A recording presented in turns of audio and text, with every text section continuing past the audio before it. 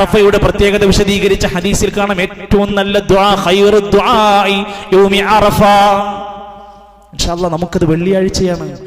മാസപ്പിറവിയുടെ അടിസ്ഥാനത്തിൽ നമുക്ക് വരുന്നത് അടുത്ത വെള്ളിയാഴ്ച ദുൽഹിജ്ജ 9 വെള്ളിയാഴ്ച ദിവസമാണ്, സുന്നത്ത് നോമ്പിന്റെ ദിവസമാണ്, ദുൽഹിജ്ജയിലെ ആദ്യത്തെ 10 പെടുന്ന ദിവസമാണ് എന്നെല്ലാം അറിഞ്ഞ് നമ്മൾ മാത്രമല്ല നമ്മുടെ വീട്ടിലന്ന് നോമ്പുണ്ടാവണം, നമ്മുടെ വീട്ടുകാർക്കന്ന് യൗമ അറഫയുണ്ടാവണം, അതിന്റെ മര്യാദകളും ചുറ്റവട്ടങ്ങളും ഉണ്ടാവണം.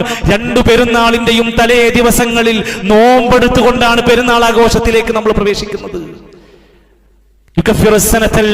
കഴിഞ്ഞ 1 വർഷക്കാലത്തെ പാപങ്ങൾ പൊറുക്കപ്പെടുന്ന നോമ്പ് എന്ന് പ്രത്യേകമായി അറഫാ ദിനത്തെ കുറിച്ച് പഠിപ്പിച്ചു തന്നുവെങ്കിൽ നമുക്കത് കിട്ടണം. പ്രത്യേകിച്ചും ഈ ഒരു നല്ല തണുത്ത അന്തരീക്ഷത്തിൽ ഒരു ക്ഷീണവുമില്ലാതെ പൂർത്തിയാക്കാൻ പറ്റുന്ന ആ സുന്നത്ത് നോമ്പ് നമ്മളും നമ്മുടെ മക്കളും അതിലേക്ക് എത്തിപ്പെടാനുള്ള ഒരു ശ്രമം ഉണ്ടാകണമെന്നാണ് സൂചിപ്പിക്കാനുള്ളത്.